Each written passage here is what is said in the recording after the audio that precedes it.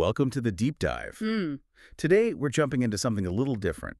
The source material is, it's all narrative, very visual. Extremely visual. And this deep dive is really less about data and more about, I guess, narrative engineering, how a story can just completely flip your moral compass in a second. Mm-hmm.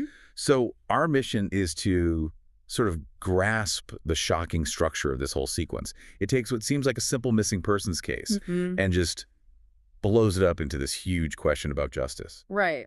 We start with a very public disaster. A huge corporate figure vanishes. Big news. Big news. Yeah. And then we're immediately dragged into this hidden, violent room. The whole point for you, the learner, is to see that precise moment where the story forces you to choose between, say, moral necessity and the actual law. And it all kicks off with that flashpoint, the official story. You see that breaking news alert. CEO of Dato Industries is missing. And that's a name people would know, a titan of industry. Exactly. A man who is all about corporate power. But our source material, it just completely ignores the investigation part and throws us right into a confrontation.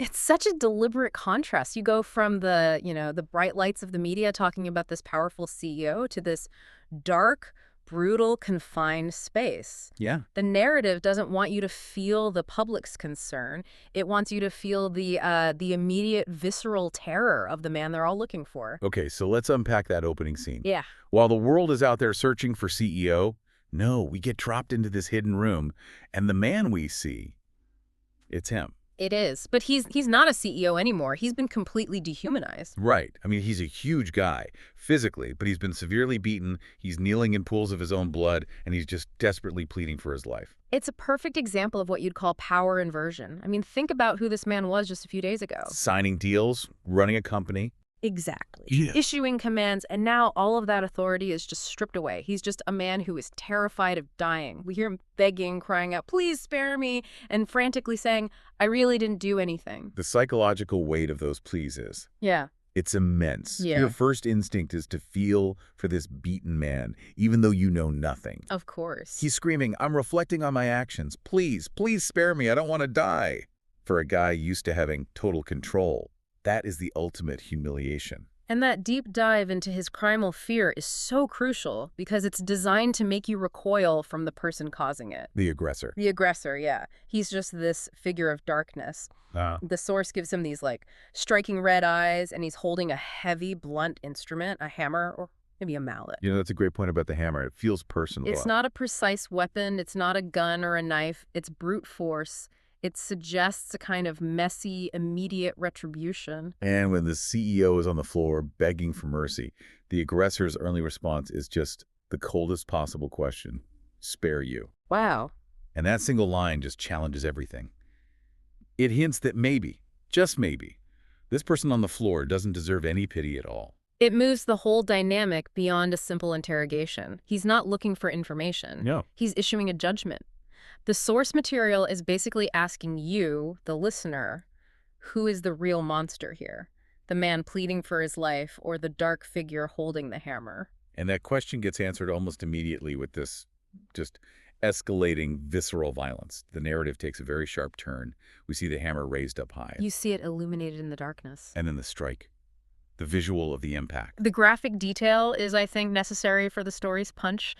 The source shows the aggressor hitting the captive, and the CEO just collapses. Looks like he's unconscious or worse. Yeah, at that moment you think, okay, he's dead or close to it. The aggressor has crossed the line from interrogator to killer. But this is where the structural genius of the narrative really comes in. Right as the blow lands, the source gives us this quick, almost subliminal flash of a visual. A glimpse into the captive's past. Exactly, a confirmation of his true nature. That single panel is the key to this whole thing. For a split second, you see the beaten man, CEO, committing these acts of just extreme sadistic violence himself. With this horrible predatory smile on his face. And that's the moment the mask drops. Any sympathy you might have felt for this powerful missing CEO, it just curdles into revulsion. It's a brilliant narrative manipulation. They make you feel for the victim, only to reveal he's the beast. And suddenly you're on the side of the violent aggressor. He's not just a vigilante anymore. He feels like a necessary evil. And just as that brutal act is over and the moral roles are completely reversed, the outside world crashes in. Right. Suddenly the darkness is gone. There are bright lights, uniforms, law enforcement floods the place. And at the front is this sharp-looking man in a suit, holding a gun. He represents formal authority, the rule of law, literally walking into a scene of private retribution. And he doesn't even look at the bleeding CEO on the floor. He goes straight for the dark-haired aggressor. The system asserts itself. Immediately. The man in the suit starts reading the formal charges, and they are sweeping. I'm arresting you on charges of kidnapping, confinement, and murder. So, legally speaking, the aggressor is now the criminal. It doesn't matter who his victim was. But then the narrative pivots again. It uses that same authority figure to, in a way, justify the vigilante's actions, at least morally. The man in the suit, mid-arrest, he pauses, and he delivers the final twist. He reveals the full context of CEO No's depravity. And the detail here is just chilling. The man in the suit confirms the horror. The man on the floor killed a total of 6 women. But it's worse than that. Oh, much worse. The source makes a point to specify how he did it, to make sure you, the learner, understand the motivation. He tortured them and took photos while playing with them before they died. That detail, the torture, the photos, that changes everything again. It solidifies the vigilante's motive. He wasn't just going after a corrupt CEO. No, he was hunting a monster, a sadistic serial killer who was using his power and his status as a shield. And the context gets even wider, because when the police came in, you see that CEO No wasn't the only one there. Right. There are other bodies, or figures, wrapped up like mummies in the background. Exactly. And this is where we see the full scope of the aggressor's mission. The man in the suit confirms who those other wrapped bodies are. He says the corpses next to CEO No are all the same. Most of them are murderers. This is such a crucial leap. It confirms this wasn't personal revenge against one man. This is a systemic purge. Yeah. The vigilante is operating this mission to rid society of what he sees as, I guess, intractable evil. He's not an avenger. He's a self-appointed executioner working completely outside the law. And when the aggressor finally speaks again, his philosophy is laid bare. He sees his targets, the CEO, the others, not as people, but as beasts. Or, more specifically, carnivores that hunt ordinary, innocent people. He's using a biological metaphor, not a legal one. That's the great way to put it. The carnivore metaphor. Yeah. It's profound. It is. It suggests he believes the justice system is fundamentally incapable of dealing with these kinds of predators. They can't be reformed or contained. They can only be eliminated. The powerful CEO was just a predator who was better at hiding. Which brings us right back to the core dilemma this source material is forcing you to confront.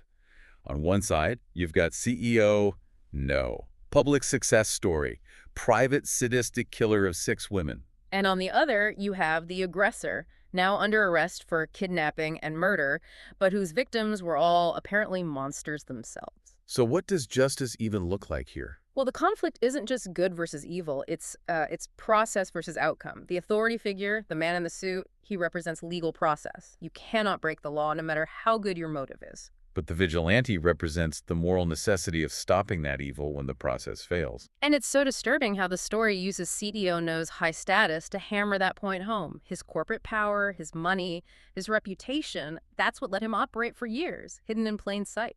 And his public disappearance only led to this discovery because an illegal actor, the vigilante, intervened. That's the powerful critique embedded in this whole deep dive, isn't it? The narrative implies that the real beasts often thrive at the very top, shielded by the system, and can only be brought down by violence that the system itself has to define as criminal. So what's the big takeaway from all this? The core insight, I think, is just how easily a narrative can manipulate your sense of justice. The second you learn that the victim was a monster, your whole perspective shifts. Completely. You start to validate the vigilante's illegal actions based purely on the moral context. The man making the arrest had to follow the letter of the law. But the man being arrested, he exposed a truth that society would probably never have confronted otherwise. The illegal means were the only way to uncover the depravity hiding under that corporate veneer. Which leaves us with this final provocative thought for you to think about. If law enforcement later had to publicly confirm the full horrific scope of CEO No's crimes and the crimes of every other body in that room, would the public still see the vigilante as just a murderer? That's the question. Does the nature of the victim ever create a kind of societal justification for the means of their capture and execution, even when the law gives you a hard and fast no?